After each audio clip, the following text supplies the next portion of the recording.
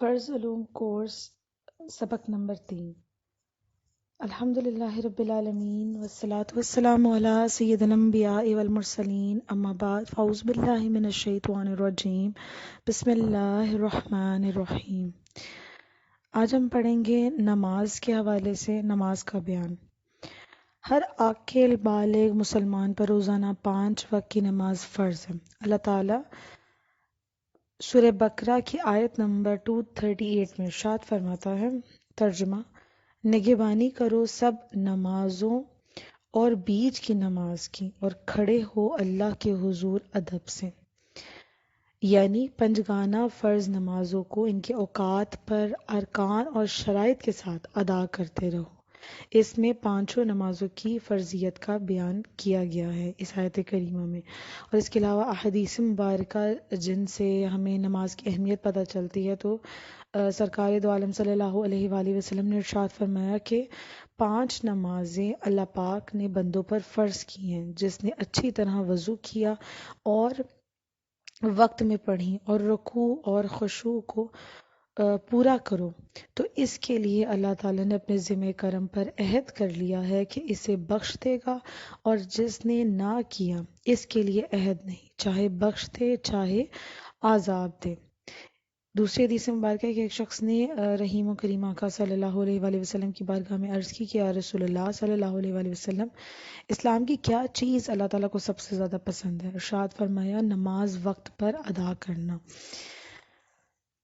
نماز کے کچھ فوائد پڑھتے ہیں کہ نماز اندھیری قبر کا چراغ ہے، نماز عذاب قبر سے بچاتی ہے، نماز قیامت کی دھوپ میں سایہ ہے، نماز پل صراط کے لیے آسانی ہے، نماز جہنم کے عذاب سے بچاتی ہے، نماز سے رحمت نازل ہوتی ہے، نماز سے گناہ معاف ہوتے ہیں، روزی میں برکت ہوتی ہے، دعائیں قبول ہوتی ہیں، بے حیائی اور برے کاموں سے بچاتی ہے، اور نماز میں سینکڑوں بیماریوں کا علاج ہے۔ مثلا نماز دل، معدہ اور آنتوں وغیرہ کے مرض میں شفا دیتی ہے، سجدے سے بند ناک کھل جاتی ہے، آنتوں میں جمع ہونے والے غیر ضروری مواد کو حرکت دے کر نکالنے میں سجدہ کافی مددگار ثابت ہوتا ہے، نماز سے ذہن صاف ہوتا ہے اور غصے کی آگ بجھ جاتی ہے۔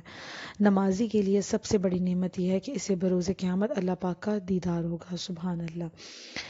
پھر اس کے بعد پڑھتے ہیں کہ نماز نہ پڑھنے کے کچھ نقصانات پڑھتے ہیں کہ بے نمازی کی عمر سے برکت ختم ہو جاتی ہے، اس کے چہرے سے نیک بندوں کی نشانی مٹا دی جاتی ہے، اس کی کوئی دعا آسمان تک نہیں پہنچتی، نیک بندوں کی دعاؤں میں اس کا حصہ نہیں ہوگا، دنیا میں اس سے مخلوق نفرت کرے گی، بے نمازی ذلیل ہو کر مرے گا، بے نمازی بھوکا مرے گا، بے نمازی اس کی قبر کو اتنا تنگ کر دیا جائے گا کہ اس کی پسلیاں ایک دوسرے میں داخل ہو جائیں گی، اس کی قبر میں آگ بھڑکا دی جائے گی، پھر وہ دن رات انگاروں پر الٹ پلٹ ہوتا رہے گا۔ استغفر اللہ۔ اللہ تعالیٰ ہم سب کو 5 وقت کی نماز خشوع خضوع کے ساتھ ادا کرنے کی اور توفیق عطا فرمائے، اور اس کے تمام ارکان، شرائط اور جس طرح اللہ تعالیٰ نے ہمیں حکم دیا اس طرح سے ہمیں نماز ادا کرنے کی توفیق عطا فرمائے، آمین ثم آمین۔ اب چونکہ جیسے ہم قرآن پاک کی آیات میں اور احادیث میں پڑھے کہ نماز کو اس کی شرائط کے ساتھ ادا کرنا ہے، تو یہ جاننا ہمارے لیے بہت ضروری ہے کہ نماز کی شرائط کیا کیا ہیں اور کون کون سی شرائط ہیں اور ان کی کیا تفصیل ہے۔ تو پہلے ایک حدیث مبارکہ پڑھتے ہیں کہ رحمت والی آقا صلی اللہ علیہ وآلہ وسلم کا ارشاد ہے کہ جس نے ایسا وضو کیا جیسا کرنے کا حکم ہے اور ایسی نماز پڑھی جیسی نماز پڑھنے کا حکم ہے، تو جو کچھ پہلے کیا ہے معاف کر دیا جائے گا۔ کوئی بھی نماز پڑھنے سے پہلے ان 6 چیزوں کا پورا ہونا ضروری ہے، ورنہ نماز شروع نہیں ہوگی۔ اب یہ 6 چیزیں ہم نے یاد رکھنی ہیں۔ سب سے پہلے ہے طہارت، دوسرا ہے ستر عورت، تیسرا ہے استقبال قبلہ، چوتھا ہے وقت، پانچواں ہے نیت، اور چھٹا ہے تکبیر تحریمہ۔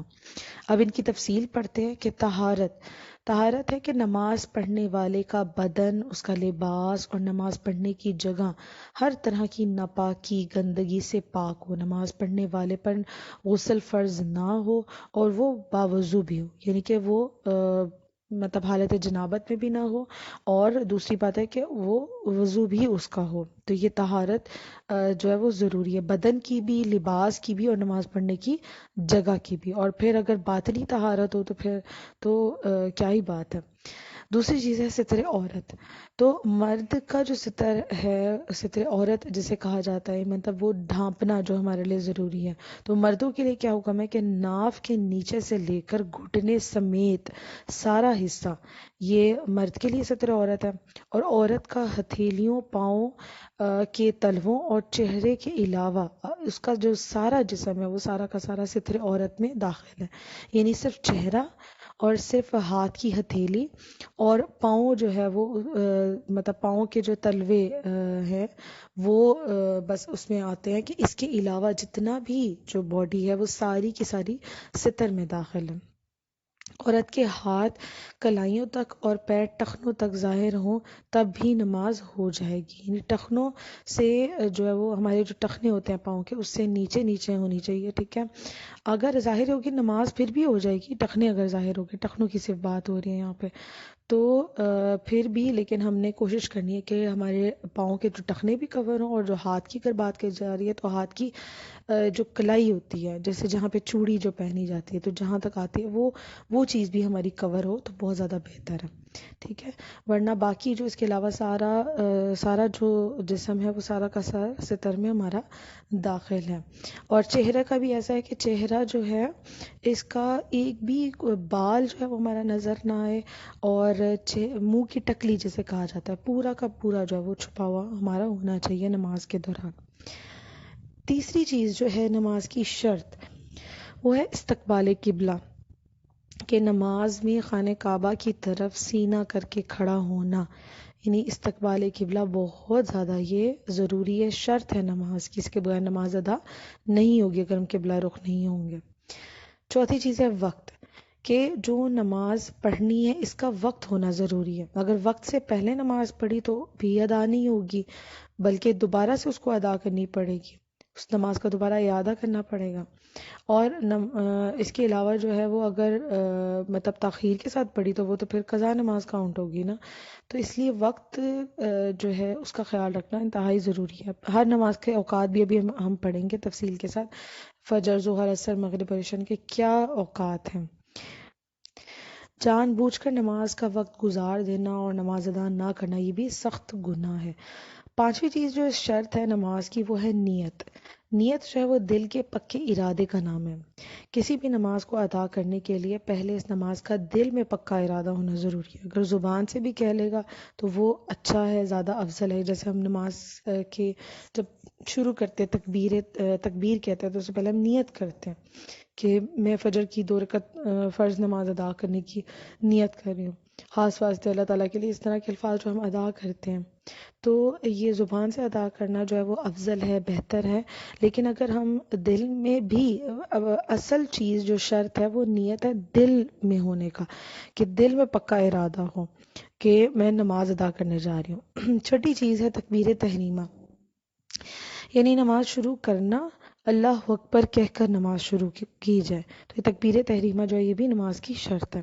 تو 6 شرائط جو ہم نے پڑھ لی: طہارت، ستر عورت، استقبال قبلہ، وقت، نیت اور تکبیر تحریمہ.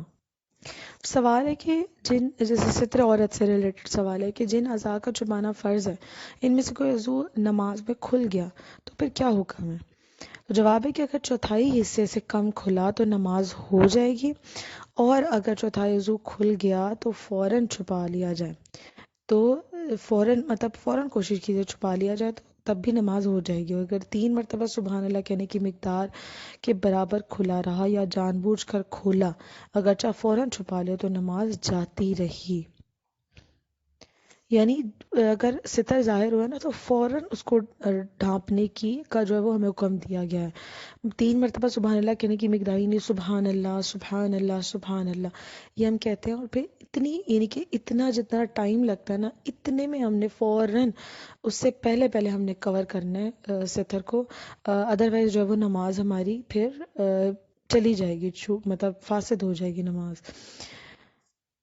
پھر ایسے کپڑے کہ اتنے باریک کپڑا ہے کہ جس میں کپڑا تو پہنا ہوا ہے لیکن وہ اتنا باریک ہے کہ اس میں جسم جو ہے وہ ظاہر ہو رہا ہے، وہ ستر جو ہے وہ ڈھانپا نہیں جا رہا، بال ہیں تو بالوں کی رنگت ظاہر ہو رہی ہے، بال نمایاں ہو رہے ہیں، تو ایسے کپڑے پہن کر نماز ادا کرنا جو ہے وہ اس سے بھی نماز نہیں ہوگی. یعنی ایسا لباس پہنے تو لباس بھی ایسا پہنے کہ جو ڈھانپنے والا ہو جسم کو. دوسری چیز اب ہم پڑھ لیتے ہیں تفصیل کے نماز کے اوقات کے حوالے سے. فرض نمازوں کے کیا اوقات ہیں؟ فجر کا وقت کیا ہے؟ صبح صادق نمودار ہونے سے سورج کی کرن چمکنے تک.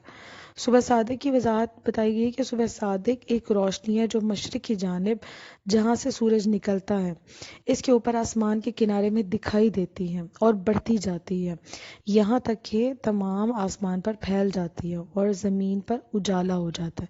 اسے صبح صادق کہا جاتا ہے. تو فجر کی نماز کا وقت شروع ہوتا ہے صبح صادق نمودار ہونے سے سورج کی کرن چمکنے تک.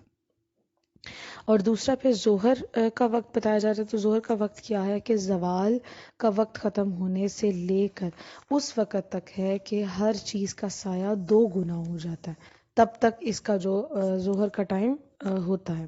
پھر عصر کا وقت کیا ہوتا ہے؟ عصر کا وقت ہوتا ہے ظہر کا وقت ختم ہونے سے لے کر سورج ڈوبنے تک. نماز عصر پڑھنے کے بعد کوئی نفل نہیں ہم ادا کر سکتے، مطلب کسی بھی طرح کے نوافل جو ہے وہ ہم نے وہ پڑھنا مکروہ ہوتا ہے. سورج ڈوبنے سے 20 منٹ پہلے کا وقت جو ہے یہ مکروہ وقت کہلاتا ہے.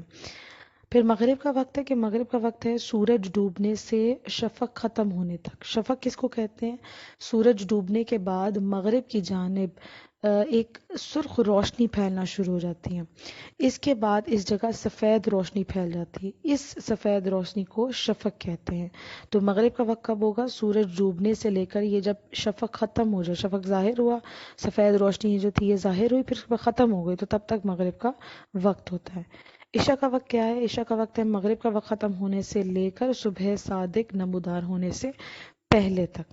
تو آج تو ہمارے لیے بہت ساری آسانی ہے کہ ہم سب کے پاس جو ہے وہ اینڈرائڈ موبائلز ہیں، تو ہم اپنے موبائل میں اپلیکیشن ڈاؤن لوڈ کر لیں نماز کے اوقات کے حوالے سے، تاکہ ہم سے کوئی، ویسے تو اذان کی بھی مطلب خیال رکھا جاتا ہے، اذان ہوتی ہے تو مساجد میں، اور پھر ہم اس حوالے سے جو ہے وہ نماز کا ہمیں وقت پتہ چل جاتا ہے، معلوم ہو جاتا ہے. لیکن ایک اینڈنگ ٹائم جو ہے نا وہ نماز کا، وہ اس کے حوالے سے زیادہ تر ہمیں ڈاؤٹ ہوتا ہے کہ پتہ نہیں ابھی ظہر کا ٹائم پتہ نہیں ابھی ہے کہ نہیں ہے.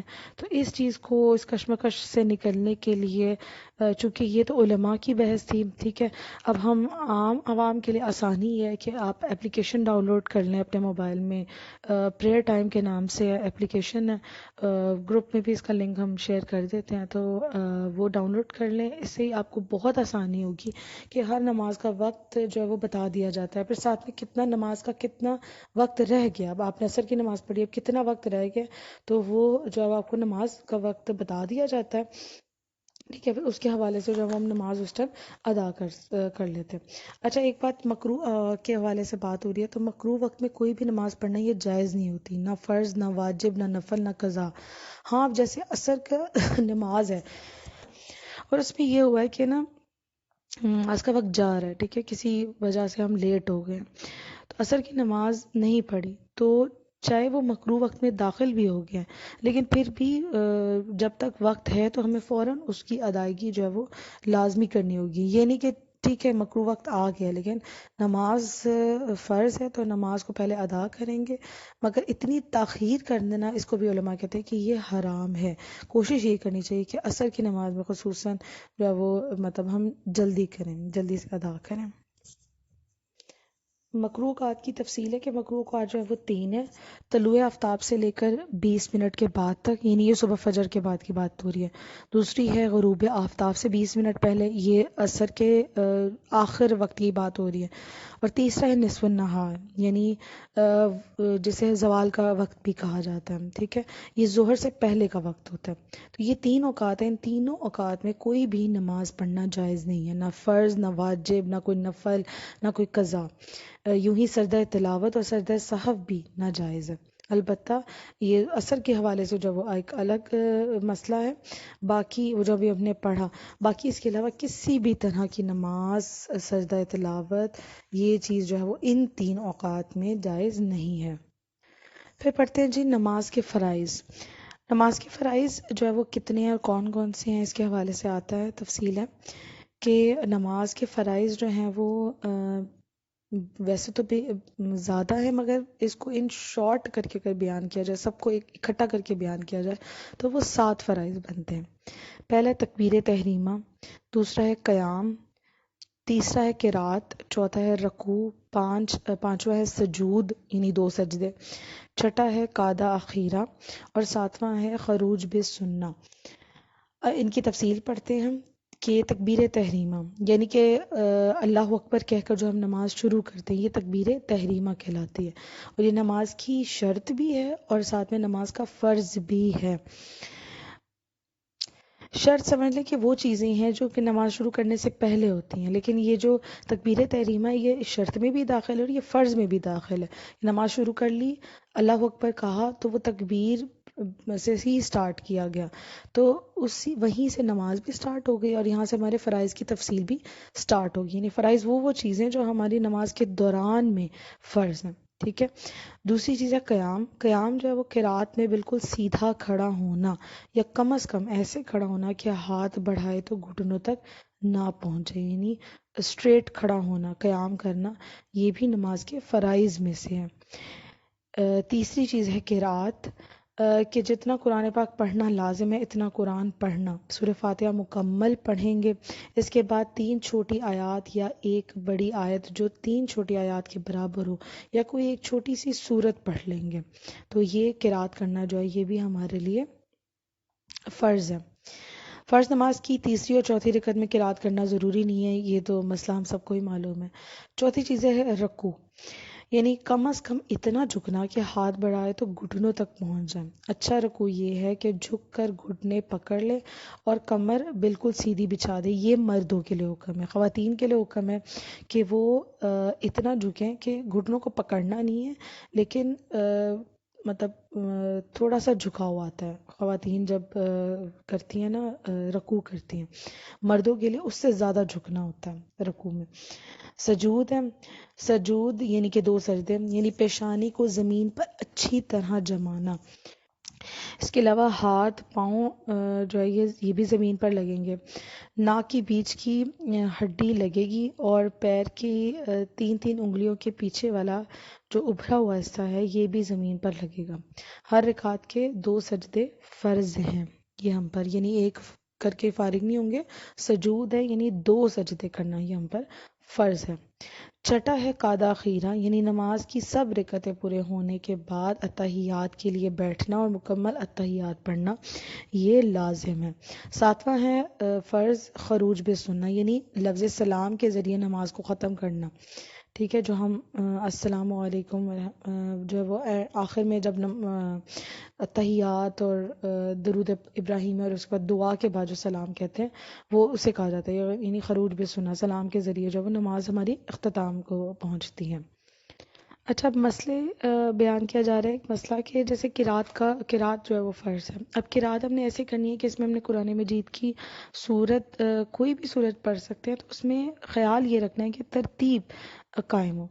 اب جیسے کسی نے جو ہے وہ سورہ ناس سے شروع کر لیا، ٹھیک ہے، 4 سنت تھے تو اس میں اس نے پہلی جو رکعت تھی اس میں اس نے سورہ ناس پڑھ لی، اب چونکہ سورہ ناس تو آخری صورت ہے، ٹھیک ہے، اب اس کے لیے یہ حکم ہوگا کہ اس نے جان بوجھ کر نہیں پڑھی، اس نے بے دھیانی میں بس اس کا دھیان نہیں گیا اور اس نے سورہ ناس سے ہی قرات شروع کر دی، تو اب اس کے لیے یہ ہوگا کیونکہ ترتیب ہم نے نہیں خراب کرنی، ٹھیک ہے، تو اس کے لیے یہ حکم ہوگا کہ وہی باقی جو 3 رکعات ہوں گی اس میں وہ اگین سورہ ناس کو ہی ریپیٹ کرے گا، دوبارہ سے سورہ ناس کو ہی پڑھتا جائے گا، کیونکہ ترتیب بدل کر پڑھنا تکرار سے بھی زیادہ سخت ہے۔ تکرار کرنا کوئی گناہ کی بات نہیں ہے، لیکن ترتیب خراب کرنا جو ہے اس میں گنہگاری والی بات آ جاتی ہے، ٹھیک ہے، اس وجہ سے ترتیب کا خیال رکھنا قرآن پاک کی جب ہم قرات کریں گے نماز کے دوران تو اس کا بہت زیادہ انتہائی ضروری ہے۔ اب قیام جو ہے وہ کتنی دیر کرنا ضروری ہے سوال ہے، تو جواب یہ کہ قیام اتنی دیر تک ہے کہ جتنی دیر قرات ہے، یعنی بقدر قرات فرض آ، قیام بھی فرض، بقدر واجب واجب، اور بقدر سنت سنت ہے، لیکن پہلی رکعت میں قیام فرض میں مقدار تکبیر تحریمہ بھی شامل ہوگی۔ اچھا، اب ایک سوال ہے کہ وہ کون سی نمازیں کہ جن میں قیام فرض ہے، قیام کرنا یعنی کھڑے ہو کر تلاوت کرنا؟ تو فرض نمازیں، وتر کی نماز، عیدین کی نماز اور فجر کی سنت، ان میں جو ہے وہ قیام فرض ہے۔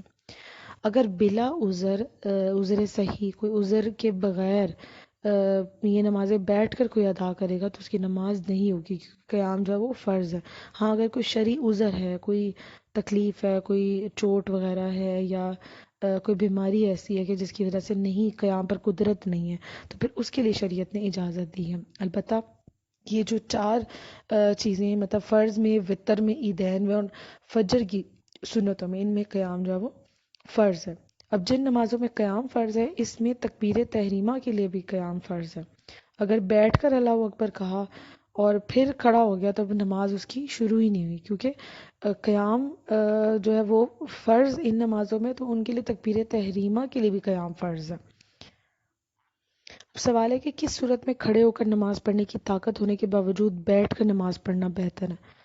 تو جواب یہ کہ جو شخص قیام پر قادر ہے، کھڑے ہونے پر تو قادر ہے، اسے کھڑا تو ہوا جا رہا ہے، لیکن کوئی ایسی تکلیف ہے اس کو کہ وہ سجدہ نہیں کر سکتا، یعنی کھڑا تو ہو سکتا ہے، قیام تو کر سکتا ہے، لیکن وہ سجدہ نہیں کر سکتا، یعنی زمین پر، یا زمین پر اتنی اونچی رکھی ہوئی چیز پر جس کی اونچائی 12 انگلیوں سے زیادہ نہ ہو، سجدہ کرنے سے عاجز ہو، تو اس شخص سے قیام ساقط ہو جائے گا۔ اس کے لیے بہتر ہے کہ وہ بیٹھ کر اشارے سے نماز پڑھے، لیکن کھڑے ہو کر بھی نماز تو ہو جائے گی اس کی، لیکن اس کے لیے بہتر افضل یہی ہے کہ جب وہ سجدہ نہیں کر سکتا نا، تو پھر اس کے لیے یہ ہے کہ اس پر مطلب سجدہ کی قدرت نہیں رکھتا، تو وہ کھڑے ہو کر پڑھنے سے بہتر ہے کہ وہ بیٹھ کر اشارے سے ہی نماز جو ہے وہ ادا کر لے، کیونکہ وہ سجدہ بھی اشارے سے ہی کر پا رہا ہے، تو اس لیے اس سے جو ہے وہ قیام کے علاوہ بھی وہ یعنی کر سکتا ہے، بیٹھ کے پڑھ سکتا ہے اشارے سے۔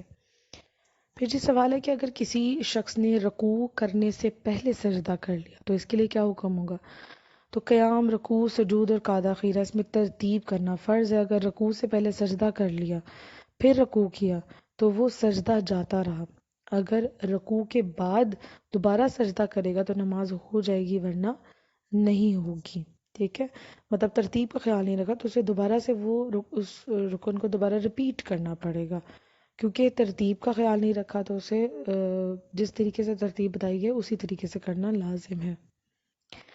سوال پھر ہے کہ کارپیٹ پر سجدہ کرتے وقت کس چیز کی احتیاط ضروری ہے؟ نیز کیا سپرنگ والے گدے پر سجدہ کرنا جائز ہے کہ نہیں؟ تو جواب ہے کہ کارپیٹ پر سجدہ کرتے وقت اس بات کا خیال رکھنا چاہیے کہ پیشانی اچھی طرح جم جائے، ورنہ نماز نہ ہوگی۔ اچھی طرح جماؤ کے ساتھ پیشانی جو ہے آپ کی جم جائے پھر نماز ہوگی، اور ناک کی ہڈی نہ دبی تو نماز مکروہ تحریمی ہوگی اور واجب الاعادہ ہوگی، دوبارہ سے اس کو ادا کرنا پڑے گا، یعنی جو ناک کی ہڈی ہے نا اس میں دباؤ محسوس ہونا چاہیے، اگر نہیں دبی تو پھر ایسی نماز جو ہے وہ مکروہ ہو جائے گی، مکروہ تحریمی ہوگی، دوبارہ سے ادا کرنی پڑے گی۔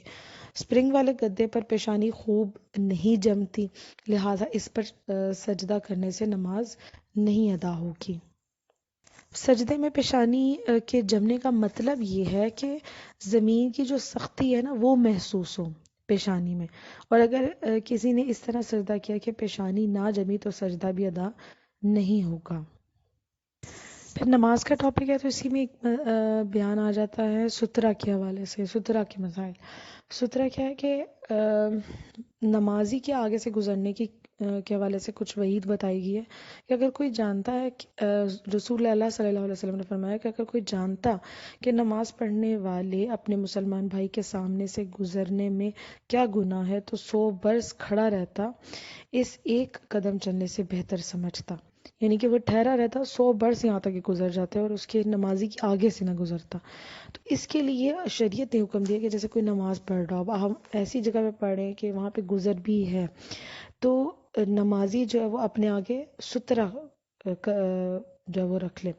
سترہ کیا ہے کہ نمازی کے آگے کسی ایسی چیز کا ہونا کہ جس سے آڑ ہو جائے، اسے سترہ کہتے ہیں۔ سترہ بقدر ایک ہاتھ کے اونچا اور ایک انگلی کے برابر موٹا ہونا ضروری ہے، ٹھیک ہے؟ مطلب ایک ہاتھ کے برابر اونچا ہونا چاہیے، اتنی اونچائی ہونی چاہیے، اور کم از کم ایک انگلی کے برابر موٹا اس کو ہونا چاہیے۔ سترہ ہم رکھ لیں گے تو پھر یہ کہ اگر سترہ آگے رکھا ہو تو پھر اس کے آگے سے کوئی بھی گزر سکتا ہے۔ جب باجماعت نماز ادا کر رہے ہوتے ہیں تو اس کے لیے یہ حکم ہوتا ہے کہ جب امام کے آگے سترہ موجود ہوتا ہے تو اب امام کا سترہ جو ہے وہ مقتدیوں کے لیے بھی سترہ ہو جاتا ہے، ان کے آگے سترے کی حاجت نہیں ہوتی۔ اس صورت میں کوئی مقتدی کے آگے سے گزر بھی جائے گا تو وہ گنہگار نہیں ہوگا۔ یہ حکم جو وہ باجماعت نماز کے لیے ہے۔ پھر اگلا جو ٹاپک ہے وہ ہے نماز کے واجبات، یعنی نماز کے واجبات ہیں کہ ان چیزوں کو نماز میں کرنا ہمارے لیے ضروری ہے۔ اگر ان میں سے کوئی چیز بھی جان بوجھ کر چھوڑی تو پھر تو ہمیں نماز دوبارہ سے ادا کرنی پڑے گی، نیز ایسا شخص جو وہ گنہگار بھی ہوگا۔ اور اگر کوئی چیز غلطی سے چھوٹ جائے، واجبات میں سے کوئی واجب ہمارا چھوٹ جائے تو پھر یہ کرنا ہوگا کہ پھر ہمیں نماز کے آخر میں جو ہمیں سجدہ سہو کرنا پڑے گا۔ تو نماز کے واجبات پڑھتے ہیں۔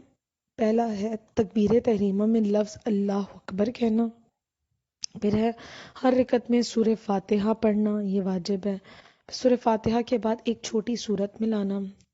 چوتھا ہے سورہ فاتحہ کو سورت سے پہلے پڑھنا۔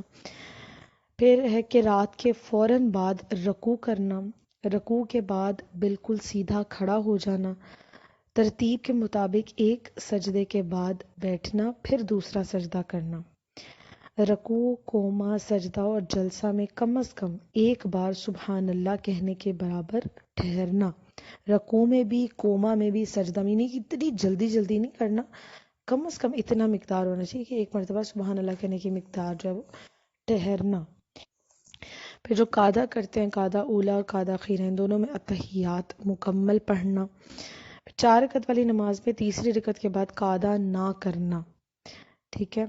پھر اس کے بعد ہے کہ دونوں طرف سلام پھیرنے میں لفظ السلام کہنا۔ پھر امام جب قرات کر رہا ہو تو چاہے بلند آواز سے ہو یا آہستہ تو مقتدی کا خاموش رہنا۔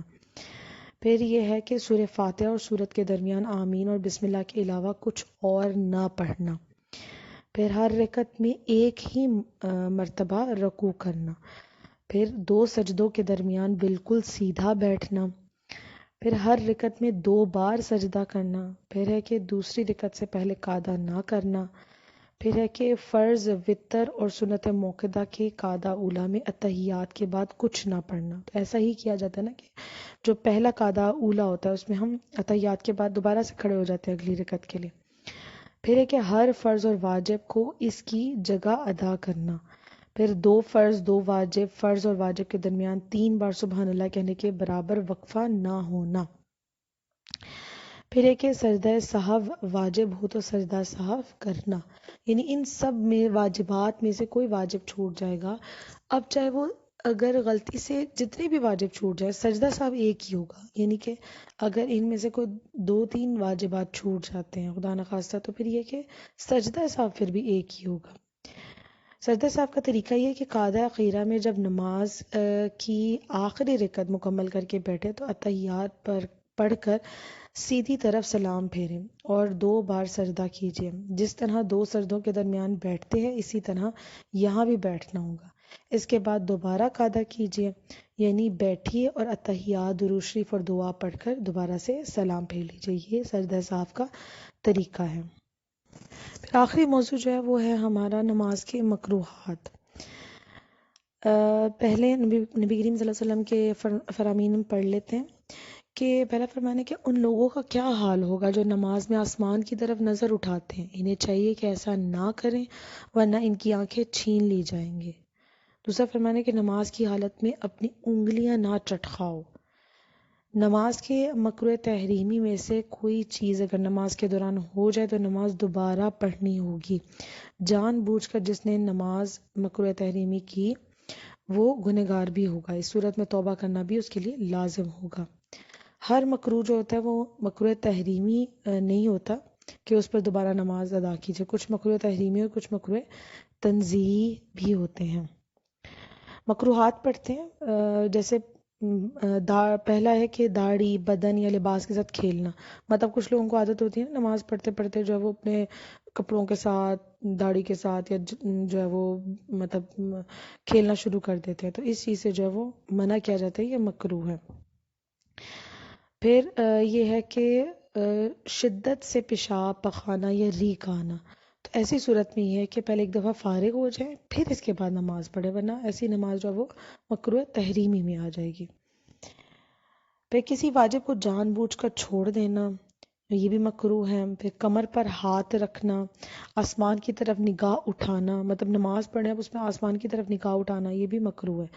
مرد کا سجدے میں کلائیاں بچھانا, عورتیں جو وہ کلائیاں بچھائیں گی, مرد کلائیاں نہیں بچھائیں گے. مردوں کے لیے کلائیاں بچھائی تو ان کے لیے مکروہ ہو جائے گا. ٹھیک ہے. کسی شخص کے منہ کے سامنے نماز پڑھنا, ٹھیک ہے, یہ بھی مکروہ ہے. بلا ضرورت بلغم وغیرہ نکالنا, یہ بھی مکروہ ہے. کپڑے سمیٹنا بلا ضرورت, یا کسی بھی آستین کا آدھی کلائی سے اوپر ہونا, یہ بھی جو ہے وہ مکروہ ہے. پھر اپنے آگے کنکر پڑے ہوئے جی اس کو ہٹانا شروع کر دی, یہ بھی مکروہ ہے. ٹھیک ہے. ایک ہاتھ کی انگلیاں دوسرے ہاتھ کی انگلیوں میں ڈالنا, یعنی کھیل میں ہی لگ جانا نماز میں, تو یہ چیز جو ہے وہ مکروہ ہے. ادھر ادھر منہ پھیر کر دیکھنا, تھوڑا منہ پھیرے یا پھر زیادہ, تو یہ جو ہے وہ مکروہ ہے.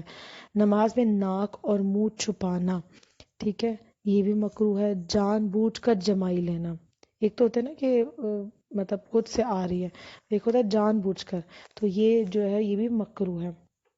پھر ہے کہ قرات رکوع میں پہنچ کر ختم کرنا. قرات تو ہم نے قیام میں کرنی ہے نا, یہ نہیں کہ رکوع میں پہنچ گئے اور قرات پھر بھی جاری ہے, تو یہ بھی چیز مکروہ ہے. انگلیاں چٹخانا, ٹھیک ہے. الٹا قرآن پڑھنا, ترتیب کے خلاف پڑھنا, ٹھیک ہے.